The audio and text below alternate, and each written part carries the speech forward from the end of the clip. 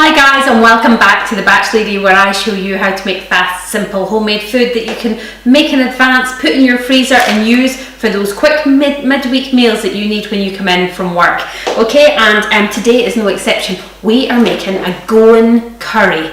Yum, how delicious. Now this is part of my what's in the shops. I've got my little mini shopping basket here, and I got this from a deli, this paste. Love curry pastes. I think that I'm not very good at making my own curry paste, and I much prefer to use someone else's. I wouldn't use a jar of curry sauce because I don't know what's in it, but a paste is just basically your oil and all the herbs that go with it, and you can make it yourself if you want. Now this one is a Goan curry paste. I'm going to bring it up and let you see. And it's from a company called Choose Spice, and they do some really different curries. They're really nice. So Choose Spice is a company that's in Suffolk, and you can, if you go into lots of their delis, I think it's Friday Street, it's one of my favourite places to go because I love antique shopping, and they have a farm shop and deli there, and this is where I got this from. So it's a nice little tub, and I think, don't worry if you can't get this exact one. If you find a Goan curry paste, then it's going to work exactly the same probably. So this tub says that it serves 6 people. So I'm going to eke it out a bit with a few of my own ingredients. There is a recipe on the back of how to make something very simple, but I'm just going to use a few of my own because I really don't like things that make for 6 people. I want it to make for 8 because we're a family of 4, so I want to make it twice. So, okay, so I've got some oil in my pan over here on the aga. And I'm just going to bring it over, and I'm going to add in my curry paste. So it's going to, I'm going to make this feed 8, okay? So this recipe that you get from me will feed 8. So you can hear it's very hot because I want those flavours to just start coming out and be delicious. So just give it a mix around. Don't wear your best shirt when you're making curry, of course. So straight away that starts to soften and it's not quite as thick. Now it's basically a 1-pot curry this. I've got some chicken breasts. I've got 4 large chicken breasts here. Now you might think, why is that going to feed 8 people? But I am adding in a full can of chickpeas. I'm adding in a can of tomatoes, so it's going to go far. And these were large chicken breasts, so it's probably about 6 normal sort of chicken breasts. I've just cut them up with my scissors like I usually do, and I'm just going to pop it all in. Okay, then it goes. Go on. Okay, and we'll move this to the side. Give it a good stir around and get all the paste to cover it. Can you see that? I mean, it's so simple. Just get that paste to completely cover it. The smells are amazing. I'm always amazed by how different curries smell, you know, depending on what one you make. This one's a Goan one. If you have a Thai curry or, you know, just they're all so different, and just bring a whole different, I mean, you can never get bored. I could eat different curries every night. So that is now going to go on the stove and cook with and cook the chicken.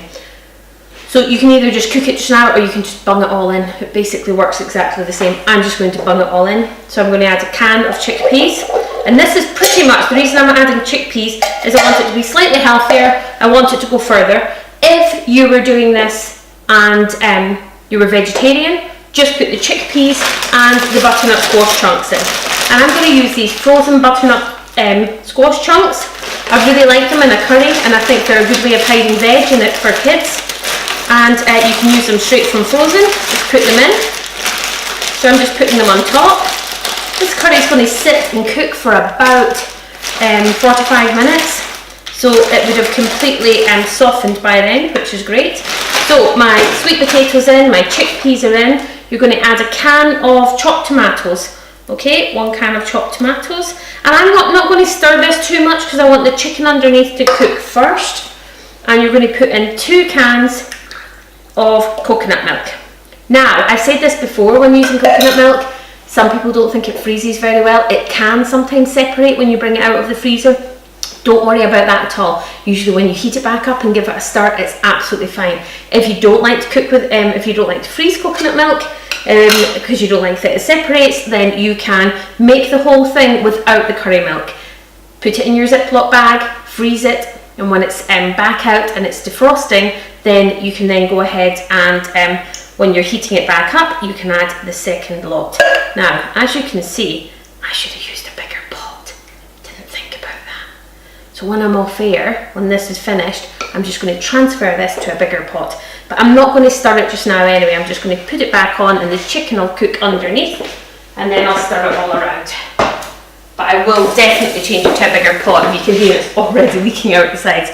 Right, so that is everything that we've used. What I want to show you, if you stay there, is when it comes out, I'm going to leave it to cool and wait for it to completely cool. So it's going to have 45 minutes cooking on the hob. Just I'll put it on the boil and then simmer it away.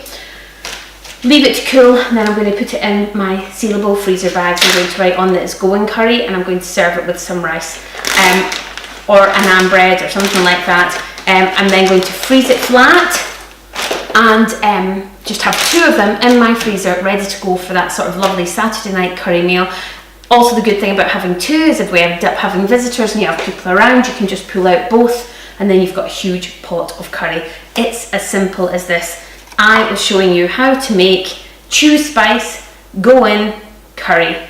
Give it a go. It's absolutely delicious. Thank you very much for watching. You can get all my recipes and my videos on www.thebachelordate.com. You can subscribe to me below and then you'll see all my videos coming up, and have a look at me on Facebook, Instagram and Twitter. I'm there. I'd love to see you. Lots of love. Thanks very much. Bye.